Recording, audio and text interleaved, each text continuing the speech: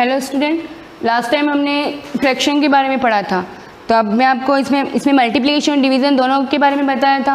अब इसको बोर्ड मास के थ्रू हम सॉल्व करेंगे। सबसे first bracket, then of, then division, then multiplication, then addition, then subtraction. इस टाइप फर्स्ट में क्वेश्चन में बाई चांस आपकी ब्रैकेट आ जाए तो उसको ब्रैकेट सॉल्व करेंगे, फिर ऑफ, डिवीज़न, इस टाइप से स्टेप बाय स्टेप उसको सॉल्व करना है। तो एज ए एग्जाम्पल के थ्रू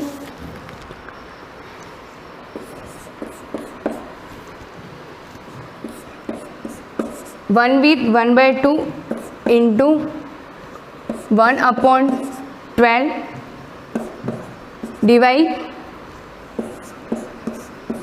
5/4 ये है।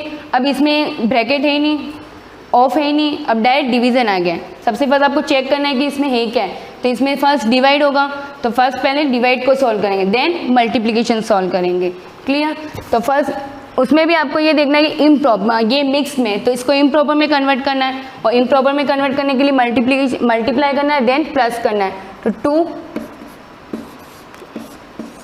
3/2 इंटू 1/12 डिवाइड, लास्ट टाइम बताया था कि डिवाइड है तो उसको मल्टीप्लाई में चेंज करना है, और मल्टीप्लाई में चेंज करेंगे तो ये इन्वर्स हो जाएगा। क्लियर? ये हो गया, चेंज हो गया। अब आपको इसको डायरेक्ट मल्टीप्लाई करना है। अब ये डायरेक्ट दोनों में मल्टीप्लाई का साइन ही है, तो डायरेक्ट आप कट कर दो। जो कट रहा है, जो लोवेस्ट फॉर्म में चेंज हो रहा है उसको आप काट दो। ये 2 के टेबल से डायरेक्ट ये 4 कट रहा है, तो ये 2 टाइम, 3 के टेबल से 12 4 टाइम। अब इसमें देखना आपकी और कुछ कट रहा है, 2 और 4 1 टाइम। आप लोवेस्ट टेबल भी यूज़ कर सकते हैं, हाईएस्ट टेबल भी यूज़ कर सकते हैं, और लोवेस्ट टेबल भी यूज़ कर सकते हैं, तो ये 2 टाइम। क्लियर? अब इसमें देखना न्यूमरेटर में ओनली 1 1 और डिनोमिनेटर में 2 और 5, और न्यूमरेटर मल्टीप्लाई और डिनोमिनेटर मल्टीप्लाई, तो 1 × 1 1 और ये 2 × 5, तो क्या हो जाएगा 10। अब 1/10 ये तो प्रॉपर फ्रैक्शन हुई, तो ये आप इसको आप मिक्स में चेंज नहीं कर सकते, तो ये आपके आंसर। तो इस टाइप से आपको इसमें बोर्ड मास के थ्रू आपको सॉल्व करना है। पूरी एक्सरसाइज आपकी इस पे ही बेस्ड है। और देखना आप एग्जांपल,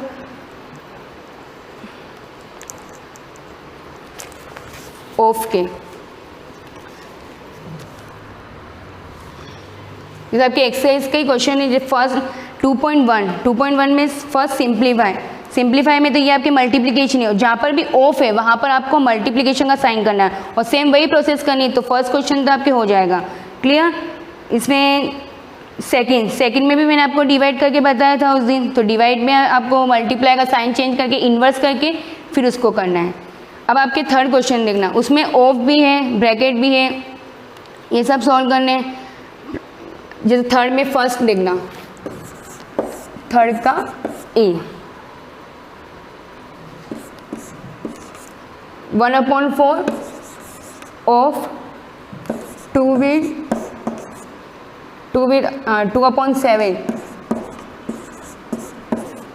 3/5, ये है आपके। अब इसमें ऑफ भी है और ब्रैकेट भी है, तो ऑफ है और डिवाइड है, तो डिवाइड से पहले आपको ऑफ सॉल्व करना है, और ऑफ में और आपको देखना है कि यहाँ पे मिक्स्ड है, तो वही इम्प्रॉपर में कन्वर्ट करना है।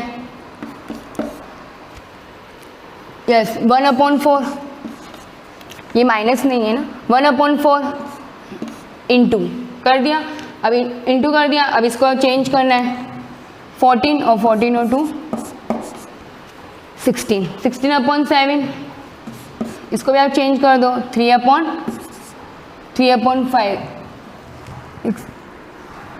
ये क्या हो जाएगा, इन्वर्स हो जाएगा।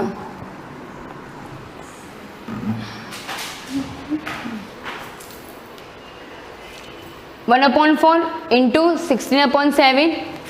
अब यहाँ पर आपको करना है 5/3, तो ये इन्वर्स हो जाएगा 5/3। अब इसको आप सॉल्व कर दो, कट रहा है, अब ये इंटू हो गया, तो आप डायरेक्ट कर दो इसको।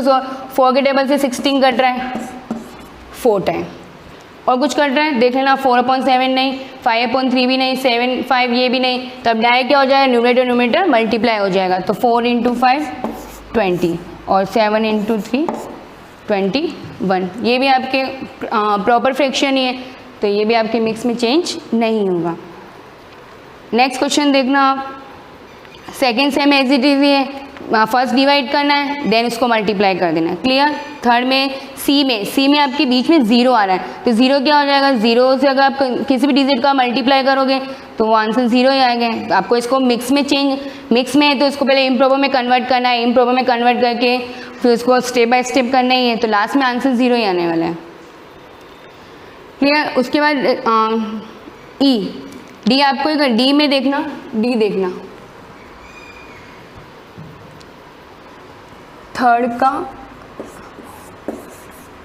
डी 3/4 इंटू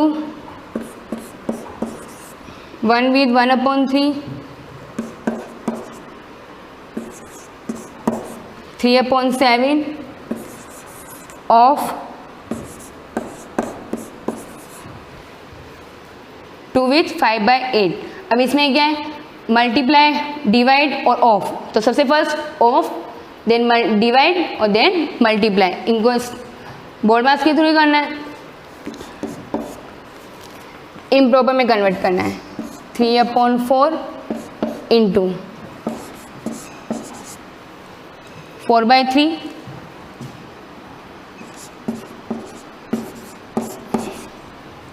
एक बार इसको डिवाइड ही रहने देंगे,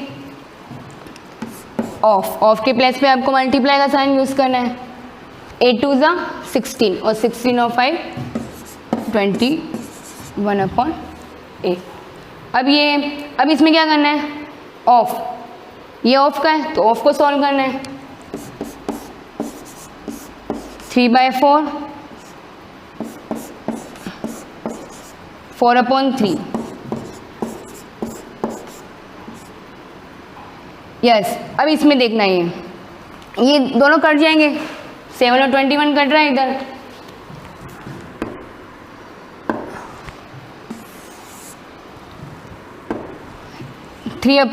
ये 7 से ये यहाँ डायरेक्ट कट रहा था 3 टाइम, तो ये क्या हो जाएगा 3 × 3 9 और यहाँ पर क्या हो जाएगा 8, क्लियर। अब क्या हो जाएगा फिर से, अब ये डिवाइड है, अब इसको फिर से इन्वर्स करना है, तो नेक्स्ट स्टेप यहीं लिख रही हूँ मैं आपके 3/4 इंटू 4/3 इंटू, अब यहाँ इंटू साइन हो जाएगा तो क्या हो जाएगा 8/9, 8/9 ये इन्वर्स हो गया। अब ये तीनों मल्टीप्लाई, तो 4 से 4 कट, 3 से 3 कट, अब ओनली क्या रहेगा आपके 8/9, तो इसके फाइनल आंसर है 8/9। तो ये step by step of then divide then multiply, same as it is है। आपके ई वाला भी आपको ऐसे ही करना है। एफ, अब एफ में सबसे फर्स्ट आपके ब्रैकेट दे रखा है, तो सबसे ब्रैकेट में भी डिवाइड है, तो ब्रैकेट वाले भी आप देख लेना।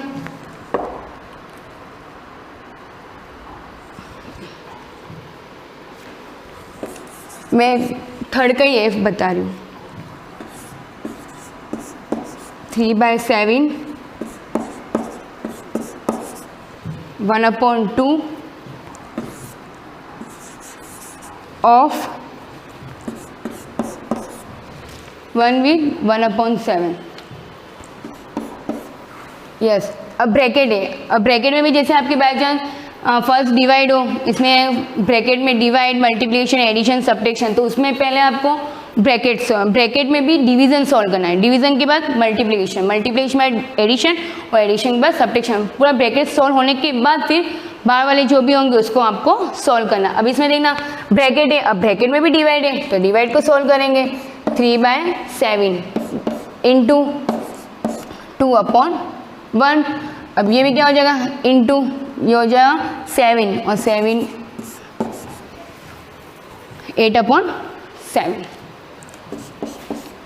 क्लियर।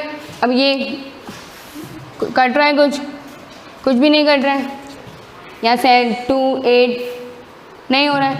अब इसको डायरेक्ट आपको मल्टीप्लाई करना है, तो क्या हो जाएगा 6 × 8 6, ये हो जाएगा 3 × 2, आपको डायरेक्ट न्यूमरेटर मल्टीप्लाई कर देना और डिनोमिनेटर मल्टीप्लाई कर देना है, तो 3 × 2 6 और 6 8 ×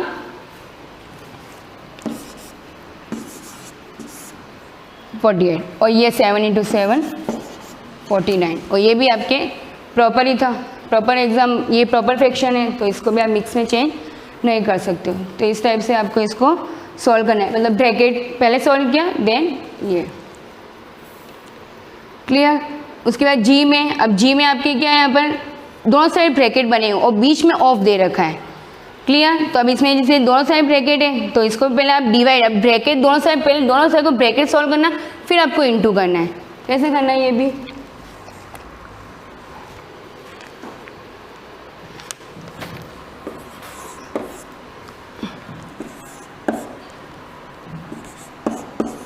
जैसे आपके क्वेश्चन है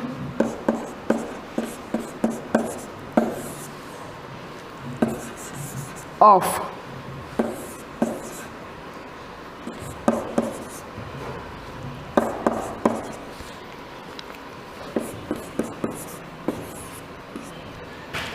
ये है। अब इसमें बहुत सारे ब्रैकेट है, ये भी और ये भी, तो आप इन दोनों ब्रैकेट को आपको एक साथ सॉल्व करना है और दोनों ब्रैकेट में क्या है, दोनों डिवाइड ही है तो डिवाइड दोनों क्या हो जाएगा, डिवाइड है तो मल्टीप्लिकेशन में चेंज हो जाएगा और मल्टीप्लिकेशन चेंज होने के बाद बीच में ऑफ है तो लास्ट में आपको ऑफ इंटू कर देना, रिप्लेस, और देन फिर सॉल्व हो जाएगा। इस टाइप से आपको इसको जी वाला आपको ही करना है क्लियर। एच, अब एच में भी देखो 1/3 ऑफ 60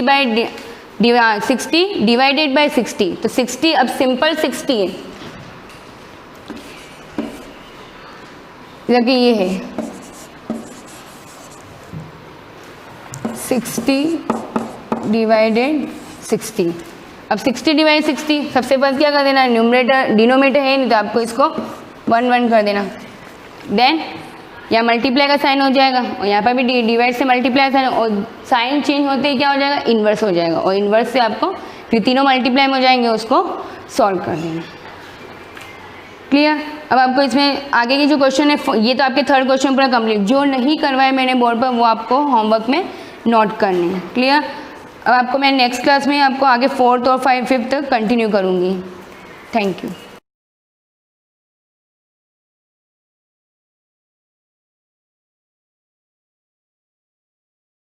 यस तो आज जो हम नंबर्स पढ़ेंगे तो आपको हम इस तरह से सिखाएंगे कि आपको इन नंबर्स को लर्न करने की ज़रूरत नहीं पड़ेगी। हम अगर एक बार इनको अच्छी तरह से समझ लेंगे, सारे रूल्स को अच्छी तरह से समझ लेंगे, तो फिर आपको कभी भी इनको लर्न करने की और रटने की ज़रूरत नहीं पड़ेगी। तो आप अपना सारा अटेंशन इस तरफ रखिएगा और सारे रूल्स को अच्छी तरह से समझकर हम उनके एग्जाम्पल्स को देखेंगे और अच्छी तरह से इन नंबर्स को समझने की कोशिश करेंगे। तो सबसे पहले जैसा कि हम नाउन नेमिंग वर्ड्स के तौर पे डिफ़ाइन करते हैं, ये आपको पता ही है। तो अब नाउन को जैसे 2 categories, singular and plural. Noun की 2 कैटेगरीज होती है, singular and plural.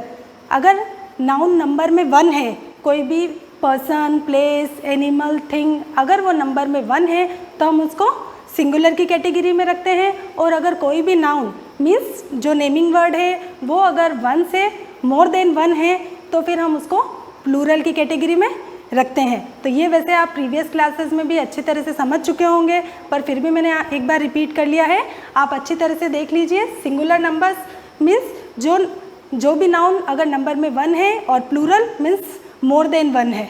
So let's start our rule number 1। अगर नॉर्मली वर्ड्स के आगे हम एस लगाकर उनका प्लूरल मेक करते हैं, देखिए this type of words KING king के आगे हमने एस ऐड किया तो हमारा प्लूरल बन गया किंग्स। नंबर 2 GIRL गर्ल के आगे हमने सिंपली एस ऐड किया तो इसका प्लूरल बन गया गर्ल्स। SISTER सिस्टर के आगे हमने ओनली एस ऐड करके इसका प्लूरल मेक किया है सिस्टर्स। LOCK लॉक, इसके आगे हमने एस ऐड करके इसका प्लूरल मेक किया है locks. PEN pen, S add करके इसका प्लूरल बनेगा पेन्स। CHAIR चेयर के आगे हमने ओनली एस ऐड करके इसका प्लूरल मेक किया है CHAIRS। उसी तरह से हाउस, हाउसेस, पेंसिल, पेंसिल्स। तो ये जो सेंटेंसेस ये जो वर्ड्स आपको दे रखे हैं वो सिंपल सेंटेंसेस, सिंपल वर्ड्स है जिनके आगे सिर्फ हमने एस ऐड करके और इसका प्लूरल हमने बनाया है। अब पर इसके अलावा भी बहुत सारे रूल्स होते हैं जिससे हम इनके सिंगुलर को प्लूरल में चेंज करते हैं। अगर आप वो रूल्स ध्यान से देख लेंगे तो आपको कभी भी इनको रटने की ज़रूरत नहीं पड़ेगी। So let's see our rule number 2। जिन नाउन्स के लास्ट में S, double S, C H, S H, Z and X हो, जिस वर्ड के लास्ट में अगर ये वर्ड्स जो शो किए हुए हैं यहाँ पर S, double S, C H, S H, Z and X आते हो, तो उसके लास्ट में हम ई एस ऐड कर कर उसका प्लूरल बनाते हैं। देखिए अब इसके एग्जाम्पल्स कौन कौन से हैं जिससे हम इस रूल को अच्छी तरह से समझ सकते हैं। देखिए TAX टैक्स, और इसका प्लूरल हमने बनाने के लिए इसके अंदर एस ऐड नहीं किया है, इसके अंदर हमने ES ऐड किया। क्यों ऐड किया? क्योंकि रूल के अकॉर्डिंग क्या दे रहा है कि उसमें एक्स वर्ड आ रहा है लास्ट में। तो आपको इन वर्ड्स पे ध्यान ना देकर इसके रूल को अच्छी तरह से समझना है कि ये वर्ड्स अगर आप ध्यान में रख लेंगे कि ये वर्ड्स अगर किसी भी वर्ड के लास्ट वाले word S, double S, C H, S H, Z और एक्स आता है तो आपको उसमें ES ऐड करना है। तो आप वर्ड्स पे नहीं और रूल को अच्छी तरह से देखिए। अब उसी तरह सेकंड देखिए BUSS बज, बज के लास्ट में जेड आ रहा है तो यहाँ दे रखा है कि जेड वर्ड आने पर हम ES ऐड करेंगे। तो फिर से वही रूल हो जाएगा BUSS बज और इसका प्लूरल बनेगा BUZZES। Next one TOPAZ, same as इसमें भी Z का यूज़ हो रहा है, लास्ट वर्ड Z है, सो इसका प्लूरल कैसे बनाएंगे हम TOPAZE, ES ऐड किया है हमने। क्यों? क्योंकि इसके लास्ट वाला वर्ड Z आया है। नेक्स्ट वन देखते हैं MATCH, इसका लास्ट वर्ड देखिए क्या आ रहा है H, तो इसके साथ हमने क्या ऐड किया है MATCHES, तो ES ऐड करके हम इसका प्लूरल बनाएंगे। नेक्स्ट वर्ड देखिए DISH, डिश, डिश के लास्ट में हमने ES ऐड किया है। क्यों? क्योंकि इसके लास्ट में क्या आ रहा है SH, जैसा कि रूल में हमने पढ़ लिया है। अब नेक्स्ट वर्ड देखिए CLASS, इसका लास्ट वर्ड देखिए क्या है डबल एस, तो जैसा कि हमने रूल में देखा है डबल एस आने पर हमको ES लगाना है, तो इसका प्लूरल बन जाएगा क्लासेस, ES ऐड कर कर। फिर नेक्स्ट वर्ड देखिए BENCH, रूल के अकॉर्डिंग CH आने पर हमने इसके आगे ES लगाकर इसका प्लूरल बनाया है। नेक्स्ट देखिए GAS, रूल के अकॉर्डिंग S आने पर हमने इसके अंदर ES लगाया है। तो अभी तक हमने 2 रूल्स पढ़ लिए हैं, एक के अंदर सिंपली हमने S लगाकर उसके प्लूरल बनाए हैं और रूल नंबर 2 के अंदर हमने S, double S, CH, SH, Z and X, ये अगर किसी वर्ड का लास्ट वर्ड हो तो उसके आगे हम ES लगाकर उनके प्लूरल को बनाएंगे। आई होप कि ये दोनों रूल्स आपको अच्छी तरह से समझ में आ गए होंगे। अब हम next rule number 3, rule number 3 क्या है? यदि किसी भी वर्ड के लास्ट में Y हो तो, और अगर उसके पहले वोवल आ रहा हो, कौन सा वोवल? A, E और O, जैसा कि वोवल्स हम प्रीवियस क्लासेस में देख चुके हैं, A, E, I, O, U, ये 5 वोवल्स होते हैं। तो इसके अंदर कौन से वोवल? 3 वोवल दे रखे हैं कि Y से पहले अगर A, E और O, ये अगर 3 वर्ड कोई आते हैं तो उन प्लूरल को बनाने के लिए हम S लगाते हैं। देखिए कौन कौन से वर्ड्स आ सकते हैं MONKEY।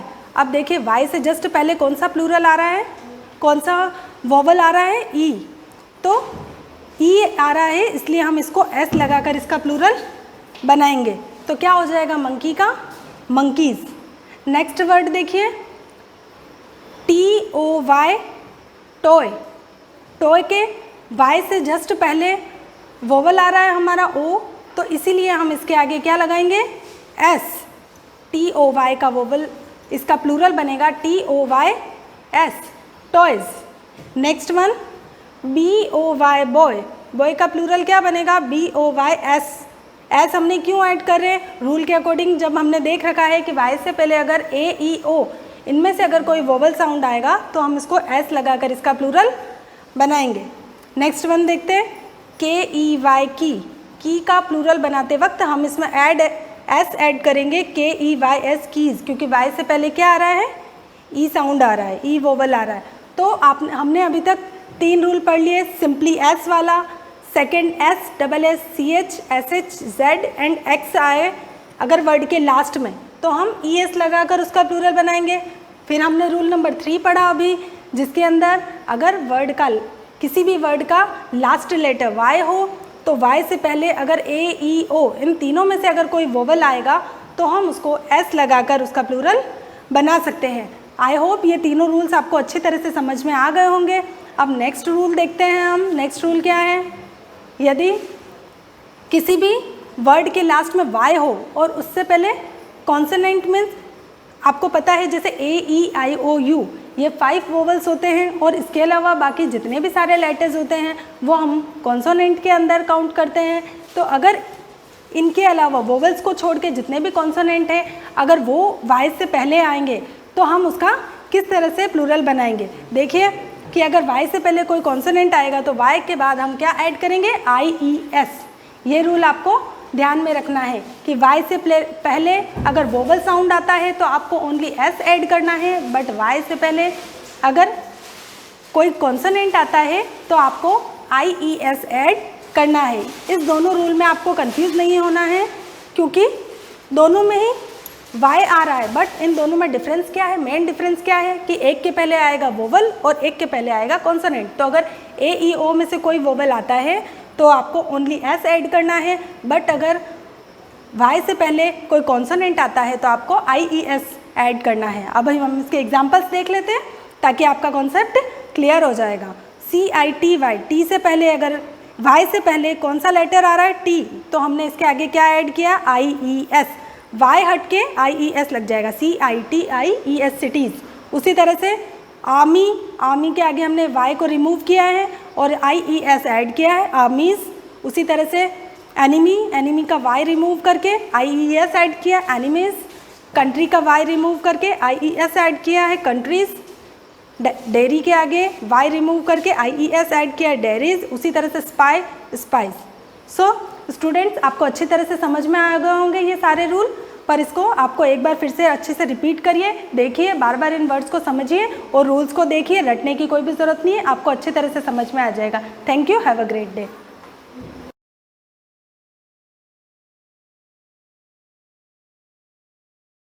Good morning students.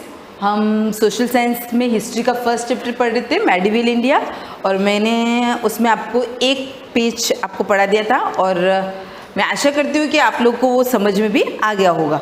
अब हम नेक्स्ट जो अपन ने फर्स्ट पढ़ा था, influence of geographical factors in Indian history, उसके बाद उसी में आगे कंटिन्यू दे रखा था लेकिन वो अपना इनकम्प्लीट रह गया था, उससे आगे अपन कंटिन्यू करते हैं।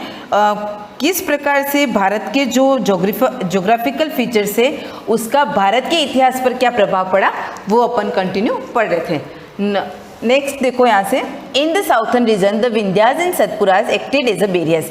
अब साउथर्न रीजन के अंदर अपन ने नॉर्थ का पढ़ लिया था, साउथर्न रीजन के अंदर जो विंध्यास और सतपुड़ा, ये भी एक 2 पहाड़ियों के नाम है, विंध्यास और सतपुड़ा। ये क्या करती है यहाँ पर, ये साउथर्न रीजन के अंदर बैरियर का काम करती है। बैरियर का मतलब वो बाधक क्या, रोकने का काम करती है। Hence, इसलिए there were only few rulers in the Deccan and the south developed their own unique culture. इसलिए यहाँ पर कुछ रूलर्स, फ्यू रूलर्स यानी कि कुछ रूलर्स ही डेक्कन और साउथ के अंदर डेवलप्ड अपना यूनिक कल्चर, यानी कह सकते हैं यूनिक का मतलब क्या होता है, अकेला जिसके जैसा कोई नहीं होता उसको बोलते हैं यूनिक। अपन बोलते हैं ना मुझे यूनिक चीज़ चाहिए या फिर मेरे पास ऐसा यूनिक होना चाहिए जैसा किसी के भी पास नहीं हो। तो यहाँ पर यूनिक कल्चर यानी कि ऐसा कल्चर जो किसी के पास नहीं था, यानी कि किसी ने भी स्थापित नहीं किया था, ऐसा कल्चर कुछ रूलर्स ने वहां पर डेवलप्ड किया था। The regions of the Cholas and the Pandyas had long coastlines, therefore they developed strong navies and established their kingdom across the Indian Ocean। अब क्या क्या यहाँ पर कौन कौन से आए थे, चोलास और पांडे वंश। जैसे जैसे अपन हिस्ट्री के चैप्टर पढ़ते जाएंगे सारे जो भी वंशज आते हैं, जो उनकी हेरिटेज सिस्टम जो चलता है वो अपन पढ़ते रहेंगे, उससे आपके क्लियर हो जाएगा। वैसे आपने 6th क्लास में पढ़ा है तो थोड़ा बहुत तो पता है कि किस राज्य के बाद किसे शासन आता है, क्या चलता है, किस प्रकार से उनके बीच में युद्ध होते हैं, किस किस के लिए युद्ध होते हैं, इतना आपको हिस्ट्री के बारे में नॉलेज है। तो यहाँ पर मैं आपको लेकिन 7th क्लास में हिस्ट्री के ज़्यादा पार्ट है तो आपको और भी बहुत कुछ सीखने को मिलेगा। Cholas and Pandyas had long coastlines, उनका तटीय क्षेत्र था। कोस्टलाइन का मतलब क्या होता है? तटीय क्षेत्र।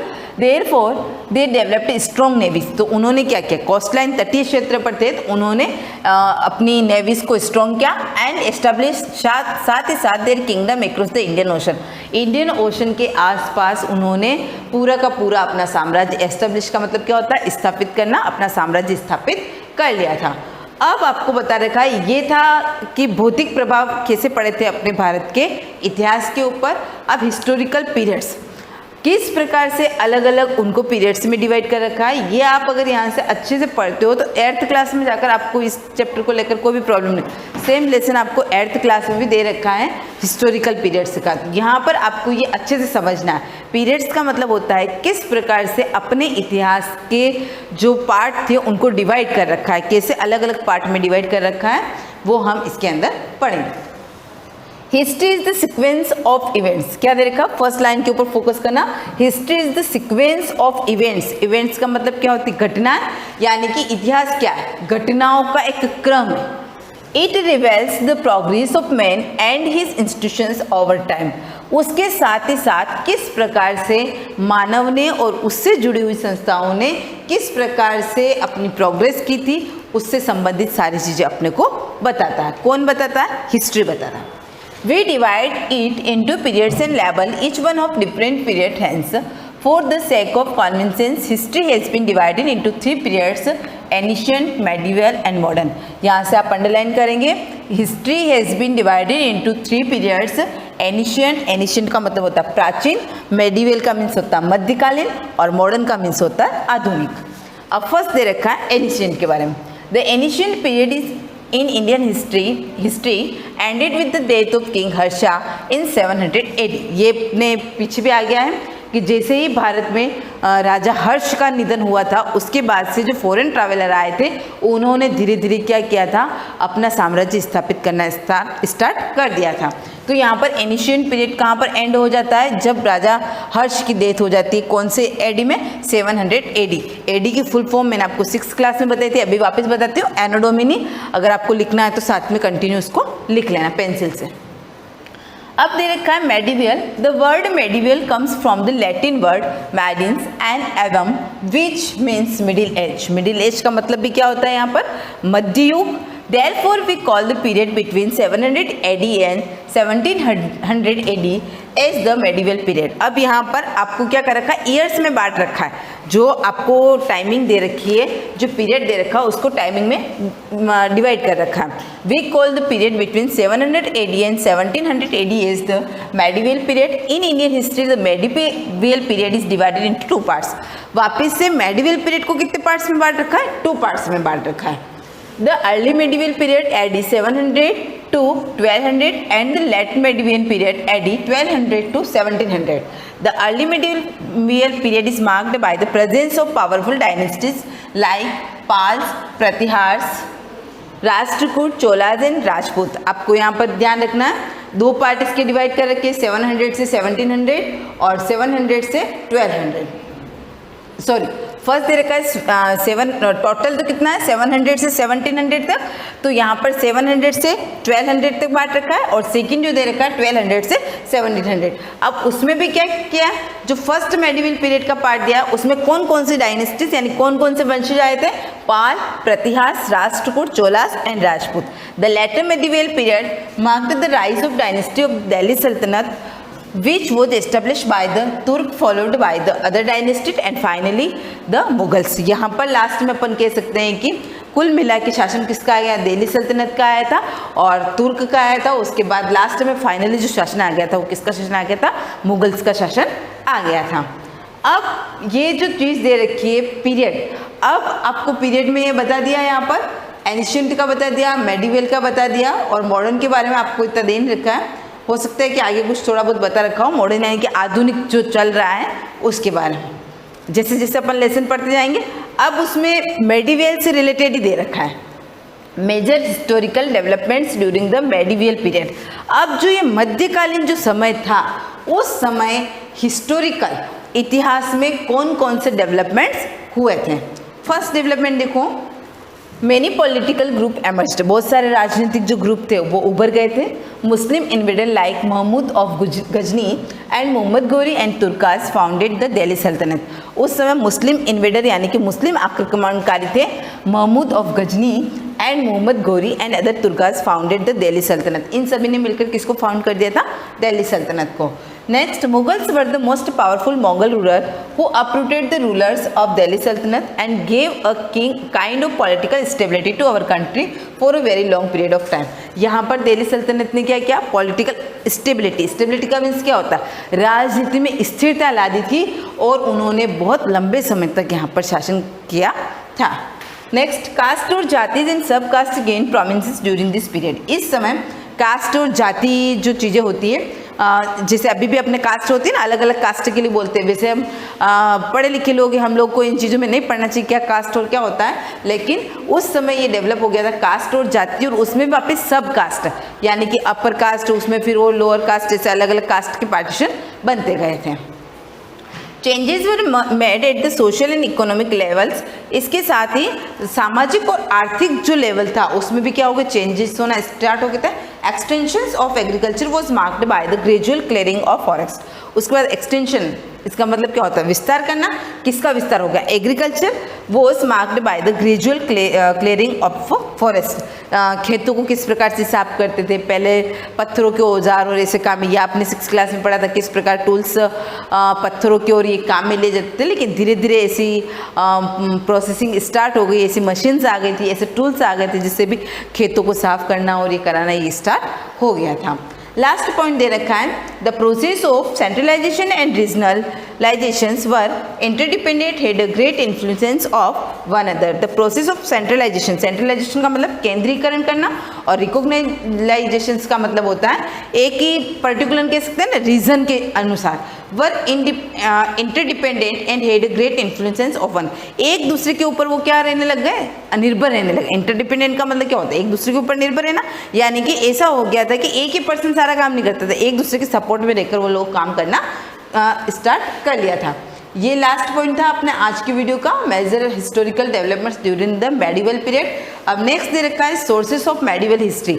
मध्यकालीन इतिहास को हम किन सोर्सेस से जानेंगे, कैसे पहचानेंगे, ये हम कल के वीडियो में कंटिन्यू करेंगे। Thank you.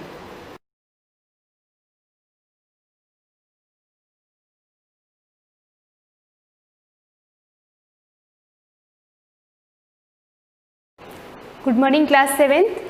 लेसन फर्स्ट चल रहा है न्यूट्रिशन इन प्लांट्स। कल लिया था पार्ट 1 हमने, जिसमें पढ़ा कि न्यूट्रिशन बेसिक इंट्रोडक्शन देखा था कि न्यूट्रिशन क्या चीज़ होती है, न्यूट्रिशन की डेफिनेशन देखी थी, types of modes of nutrition देखा था कि न्यूट्रिशन के 2 टाइप्स होते हैं, 2 मोड्स होते हैं, यानी 2 तरह से प्लांट जो होता है वो न्यूट्रिशन को इनटेक करता है या अपना फूड खुद बनाता है, जैसे उसको बोला था ऑटोट्रॉप। एंड सेकंड वाला जो अदर लास्ट हमने छोड़ा था लास्ट टॉपिक, वो था हीटरोट्रॉप, जो रेडीमेड फूड पे डिपेंड रहते हैं, लाइक ह्यूमन एंड एनिमल। और फर्स्ट होते हैं ऑटोट्रॉप, जो कि ग्रीन प्लांट्स होते हैं। पार्ट 2 कंटिन्यू करते हैं आज। न्यूट्रिशन की डेफिनेशन मैंने आपको बताती थी, न्यूट्रिएंट्स क्या होते हैं वो बता दिया था। यहाँ पे एक वर्ड आया था फ्यू इंसेक्ट ईटिंग स्पीशीज़, ये चीज़ शायद कल रह गई थी, वापस रिवाइज कर देती हूँ। Few insect eating species, that means ये है कि कुछ प्लांट, क्योंकि ये पूरा लेसन किसके बारे में? प्लांट्स के बारे में। तो प्लांट्स की बात करते हैं तो मैं बताती हूँ आपको कि कुछ प्लांट्स ऐसे होते हैं जो फूड को बनाते हैं। सारे मैक्सिमम जो प्लांट्स होते हैं जिनके अंदर क्लोरोफिल प्रेजेंट होता है, वो अपना फूड खुद प्रिपेयर करते हैं, जिसकी वजह से उनको ऑटोट्रॉप बोला जाता है। बट कुछ ऐसे प्लांट होते हैं जो इंसेक्ट ईटिंग होते हैं, जिनको एक टर्म्स दी जाती है इंसेक्टिवोरस प्लांट, यानी वो प्लांट जो इंसेक्ट को डायरेक्ट खाते हैं फूड के रूप में, यानी इंसेक्ट को कैप्चर कर लेते हैं और उन्हीं इंसेक्ट को अपने फूड के रूप में एब्जॉर्ब करते हैं या उनसे एनर्जी लेते हैं और अपनी लाइफ की जो एक्टिविटीज़ है उसको कंटिन्यू करवाते रहते हैं। तो वो होता है फ्यू इंसेक्ट ईटिंग स्पीशीज़, यानी मैक्सिमम ग्रीन प्लांट सारे क्या करते हैं? अपना फूड खुद बनाते हैं। बट कुछ एक होते हैं, जिनमें से कुछ होते हैं फ्यू इंसेक्टिवोरस प्लांट, जो इंसेक्ट को डायरेक्ट ईट करते हैं।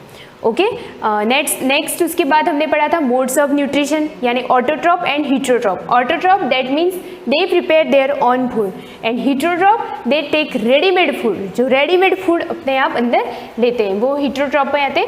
अब नेक्स्ट हम पढ़ते हैं इसका ऑटोट्रॉपिक न्यूट्रिशन, यानी फर्स्ट जो ये यहाँ एक लाइन दे रखी है उसको इन डिटेल में क्या कहेंगे उसको हम समझेंगे। Autotrophic nutrition organism which make और सिंथेसाइज देयर ऑन फूड, वो ऑर्गेनिज्म यानी लिविंग ऑर्गेनिज्म, जो लिविंग थिंग है, चाहे वो बैक्टीरिया हो, वो सब ऑर्गेनिज्म ही कहलाते हैं। ऑर्गेनिज्म विच मेक और synthesise their own food from simple raw material are called autotroph. Autotroph वो ऑर्गेनिज्म होते हैं जो अपना खाना खुद बनाते हैं, वो भी कुछ रॉ मटेरियल को यूज़ करके। रॉ मटेरियल दैट मीन्स कुछ ऐसी चीज़ें होती है जो कच्चे फॉर्म में होती है, उनको यूज़ करके या 2-3 चीज़ों को रॉ मटेरियल को जोड़ करके वो एक नया एक चीज़ बनाते हैं जिसको हम बोलते हैं byproduct. As they can prepare their food from raw inorganic material. अब यहाँ पे रॉ इनऑर्गेनिक मटेरियल, जैसा कि मैंने आपको इंट्रो एज ए एग्जाम्पल कल मैंने आपको बताया कि एक चपाती भी बनाते हैं तो उसके लिए हमें क्या क्या रॉ मटेरियल चाहिए, सॉल्ट चाहिए, वाटर चाहिए, व्हीट फ्लोर चाहिए, तब जाके हमारी क्या बनती है, एक चपाती बनती है। तो जस्ट लाइक दैट जो प्लांट होते हैं उसी प्लांट में भी कुछ रॉ मटेरियल के रूप में कुछ चीज़ें होती है। जैसे फर्स्ट हो गया carbon dioxide, that means CO2 and water. ये चीज़ें जो है वो प्लांट एक रॉ मटेरियल के रूप में अपने अंदर एब्जॉर्ब करता है और उन्हीं से अपना फूड बनाता है। Carbon dioxide and water they are also known as producers. इन ग्रीन प्लांट्स को प्रोड्यूसर्स भी कहा जाता है। प्रोड्यूसर्स किसको बोलते हैं हम? आपने नाम सुना होगा प्रोड्यूसर, जो है ना, जैसे आपने कोई मूवी देखते हो तो मूवी के आगे प्रोड्यूसर लिख के आता है। प्रोड्यूसर दैट मीन्स मेकिंग, जो बनाता है, बनाने वाले को प्रोड्यूसर बोलते हैं। तो ग्रीन प्लांट्स को प्रोड्यूसर इसलिए बोला जाता है क्योंकि वो अपना खाना खुद बना रहे हैं, एज वेल एज दूसरों को भी प्रोवाइड करवा रहा है। क्योंकि जैसे प्लांट अपना खाना खुद बना रहा है तो वो बना के ग्लूकोज बना के फ्रूट में स्टोरेज कर देगा। अब उस फ्रूट को हम खा रहे हैं तो वो क्या हुआ, हमारे लिए भी फूड हुआ, इसलिए उसको क्या एक टाइटल दिया है कि वो प्रोड्यूसर है। ग्रीन प्लांट जितने भी होते हैं वो प्रोड्यूसर्स कहलाते हैं। Autotroph range from simplest green plants like algae to complex form like the large branched trees. इसका मीन्स है कि ऑटोट्रॉप में अगर बात की जाए कि ग्रीन प्लांट सब ऑटोट्रॉप कहलाते हैं, ठीक है। अब ग्रीन प्लांट ऑटोट्रॉप कहलाते हैं, बट ऑटोट्रॉप का हिंदी मीनिंग होता है स्वपोषी, यानी स्व मतलब सेल्फ और न्यूट्रिशन, जो अपना खाना खुद बना रहे। ऑटोट्रॉप की बात करें तो इनकी रेंज जो होती है वो किस फॉर्म में होती है? Simplest green plants like algae. किसी भी चीज़ को अगर हम समझने की कोशिश करते हैं तो सबसे छोटा फॉर्म फर्स्ट में लेते हैं, दैट लास्ट में सबसे बड़ा फॉर्म लेते हैं। तो सबसे छोटा अगर ग्रीन प्लांट में लूँ तो वो होगा एल्गी। सबने देखी होगी एल्गी, से आप सब लोग अच्छे से वाकिफ़ है, आपको पता होगा एल्गी क्या होती है। तो एल्गी वो चीज़ें जो ग्रीन होती है, ग्रीन कलर की होती है, जो अपना खाना खुद बनाती है। आपने देखा होगा पॉन्ड के ऊपर एक लेयर जमी होती है। जैसे कोई भी पानी, कहाँ पर भी पानी ज़्यादा दिन इकट्ठा हो जाए, स्टोरेज, जहाँ पर पानी फ्लो नहीं करे, फ्लो मीन्स बहाव नहीं करे। आपने अगर एल्गी को नहीं देखा हो, नहीं पता हो, तो मैं बता देती हूँ, आपने उसको देखा ही होगा। जैसे जो पानी स्थिर होता है, स्टेगनेंट वाटर, पानी जमा हुआ रहता है, अगर वो फ्लो नहीं कर रहा है तो आप देखते हो नदी में भी साइड में जो उसके होते हैं किनारे वगैरह, उस रिवर या पॉन्ड के किनारे पर ज़्यादा एल्गी जमी हुई होती है। एल्गी मीन्स ग्रीन कलर का सब्सटेंस जो वाटर की सरफेस को कवर कर देता है, वो एल्गी कहलाता है। तो एल्गी जो होती है वो स्टेगनेंट यानी स्थिर वाटर में ग्रो करती है, फ्लोइंग वाटर में वो ग्रो नहीं कर पाती। तो जैसे ही कोई पानी स्टोरेज हो रहा है, कहीं पर इकट्ठा हो रहा है और उसके ऊपर सनलाइट गिर रही है, तो वहाँ पर एल्गी ज़रूर ग्रो करेगी। वो होता है एल्गी, यानी ग्रीन प्लांट में सबसे छोटा प्लांट अगर कोई कैटेगरी है तो वो है एल्गी। और कॉम्प्लेक्स सिंपल ये एल्गी हो गया, and complex form like the large branched trees. सबसे छोटा प्लांट क्या हो गया? एल्गी। अब सबसे बड़ा प्लांट तो आपने सब देखा होगा, बेनियन ट्री, मैंगो ट्री, नीम ट्री, ये सब क्या होते हैं? Large branched tree. ऐसे ट्री जिनकी ब्रांचेज होती है बहुत सारी और बहुत जायंट होता है, बड़ा होता है, तो वो छोटा एल्गी हो गया, बड़ा प्लांट हो गया banyan tree, like that.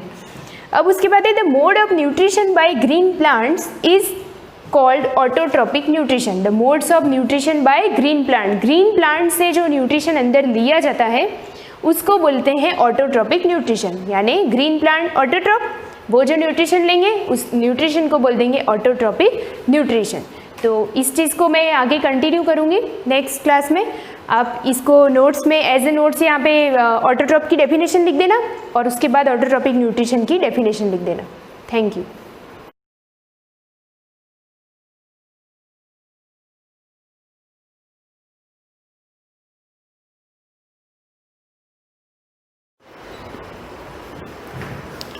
Good morning students. कल हमने साइंस के अंदर लेसन फर्स्ट पढ़ा था, प्रकाश संश्लेषण के बारे में पढ़ा।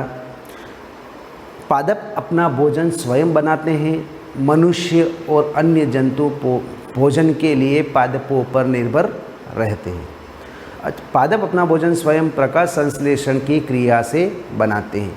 हम जानते हैं कि पौधे जो होते हैं जड़ों के द्वारा पानी और खनिज लवण का अवशोषण करके तने तक पहुंचाता है। तना एक पाइप का कार्य करता है, वाहिनी का नली है ना, नली का कार्य करता है। उस नली के द्वारा सारा जो खनिज लवण और जल है यह पत्तियों तक पहुंचाते हैं। पत्तियों में कुछ सूक्ष्म छेद होते हैं, उनको हम रंध्र कहते हैं। उन रंध्रों के द्वारा वायु के अंदर जो कार्बन डाइऑक्साइड गैस है वह उसको ग्रहण करती है और सूर्य के प्रकाश में सूर्य के प्रकाश की उपस्थिति से वह अपना भोजन स्वयं बनाता है। इस क्रिया को हम प्रकाश संश्लेषण की क्रिया कहते हैं, जैसा कि हमने पहले पढ़ा था। अच्छा, हम देखते हैं कि ये चीज़ बनी हुई है कोशिका। पहले मैं आपको कोशिका के बारे में समझाना चाहूँगा कि हम कोई मकान वगैरह, इमारत वगैरह कोई बनाते हैं तो एक एक ईंट को जोड़कर बनाते हैं। एक ईंट लगाई, दूसरी, तीसरी, चौथी, ऐसे ईंटें लगा कर हम एक दीवार बनाते हैं, इमारत बनाते हैं, बड़ी मकान वगैरह बनाते हैं। तो ये जो ईंट एक है इकाई, उसी प्रकार हमारे शरीर की बनावट भी उसी प्रकार है। एक एक चीज़ जुड़ी हुई है। अब एक एक चीज़ कौन जुड़ी हुई है? कोशिका। मकान बना हुआ, इमारत बनी हुई किससे बनी हुई? ईंटों से। तो हमारा शरीर एक एक कोशिका से जुड़कर बना हुआ है। कुछ जंतु का शरीर एक कोशिका का बना होता है, जैसे अमीबा वगैरह। कुछ जंतु ऐसे होते हैं जिनका शरीर बहुत सारी कोशिकाओं का। अब हमारा शरीर बहुत सारी कोशिका, लाखों कोशिका से बना होता है। कोशिका क्या चीज़ें हैं? जैसे देखो आप कि सजीवों का शरीर सूक्ष्म इकाइयों से बना हुआ है जो कोशिका कहलाती है। सजीव का शरीर सूक्ष्म कोशिकाओं से बना होता है जो कोशिका कहलाती है। कोशिका को सूक्ष्मदर्शी द्वारा देखा जा सकता है। अच्छा, कुछ जीव एक कोशिका के होते हैं, जैसे कोशिका एक पतली ब्राय संरचना, ये कोशिका है। ये देखो, इसके बाहर का एक आवरण है इस प्रकार का। कोशिका की बाहर एक पतली झिल्ली होती है, उसको हम कोशिका झिल्ली कहते हैं। ये जो सारी झिल्ली है ना, ये जो है कोशिका झिल्ली कहते हैं। बाहरी आवरण कोशिका झिल्ली कहलाता है। जिसे कोशिका झिल्ली कहते हैं, इसमें केंद्रक में स्थित एक सुस्पष्ट संरचना होती है। केंद्रक यानी कि मध्य में, इसके मध्य में एक सुस्पष्ट संरचना होती, उसको हम केंद्रक कहते हैं। अच्छा, इस केंद्रक के अंदर कुछ द्रव्य भरा होता है, जैसा आप देख रहे हैं इसके अंदर कुछ द्रव्य भरा होता है, यानी कि इस केंद्रक में स्थित एक सुस्पष्ट संरचना भी होती है, उसको केंद्रक कहते हैं। केंद्रक के चारों ओर झिल्ली के समान एक पदार्थ घिरा होता है जिसको हम कोशिका द्रव्य कहते हैं। जैसे मैंने कहा ना, इसके अंदर एक द्रव्य होता है। तो ये कोशिका तीन चीज़ों से मिलकर बनी होती है, कोशिका झिल्ली, केंद्रक और कोशिका द्रव्य। तो ऐसी हमारे शरीर में बहुत सारी कोशिकाएं जिससे हमारी शरीर की संरचना होती।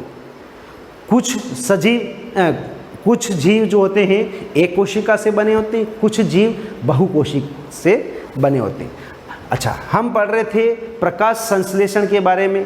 तो प्रकाश संश्लेषण किसे कहते हैं अपन ने पूरा पढ़ लिया था। पत्तियों में एक हरा वर्णक होता है। हम जानते हैं पत्तियां हरे कलर की होती, ग्रीन कलर्स की होती है ना।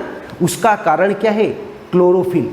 पत्तियों में क्लोरोफिल पाया जाता है, एक हरा वर्णक पाया जाता है, जिसके कारण पत्तियां हरी दिखाई देती है। अच्छा, क्लोरोफिल सूर्य के प्रकाश, क्लोरोफिल जो होता है वह सूर्य के प्रकाश की ऊर्जा का संग्रहण करने में पत्ती की सहायता करता है। इस ऊर्जा का उपयोग जल, कार्बन डाइऑक्साइड से खाद्य संश्लेषण में होता है। क्योंकि खाद्य संश्लेषण सूर्य के प्रकाश की उपस्थिति में होता है, इसलिए इसे प्रकाश संश्लेषण कहते हैं। ये आपकी परिभाषा हो गई, प्रकाश संश्लेषण किसे कहते हैं। पत्तियों में हरा वर्णक होता है जो क्लोरोफिल कहलाता है। क्लोरोफिल जो होता है सूर्य के प्रकाश, सूर्य का प्रकाश सौर प्रकाश है ना, कि उस ऊर्जा को संग्रहित करने में, उसकी ऊर्जा को इकट्ठा करने में पत्ती की सहायता करता है। क्लोरोफिल का काम क्या है कि सूर्य का जो प्रकाश होता है उसको इकट्ठा करके, है ना, इकट्ठा करना, ताकि पत्ती प्रकाश संश्लेषण द्वारा अपना भोजन स्वयं बनाते हैं। यानी कि इस ऊर्जा का उपयोग जल और कार्बन डाइऑक्साइड से खाद्य संश्लेषण में, खाना बनाने में उसका उपयोग कर सकते, क्योंकि खाद्य संश्लेषण सूर्य की उपस्थिति में होता है। जब तक सूर्य होगा तभी वह बना पाएगा, सूर्य नहीं है तो हम कुछ नहीं कर सकते। ये भी अपन देख सकते हैं। जैसे सभी सजीव, जितने भी सजीव है ना, सभी सजीवों के लिए सूर्य ऊर्जा का चरम स्रोत है। सूर्य से हमें ऊर्जा प्राप्त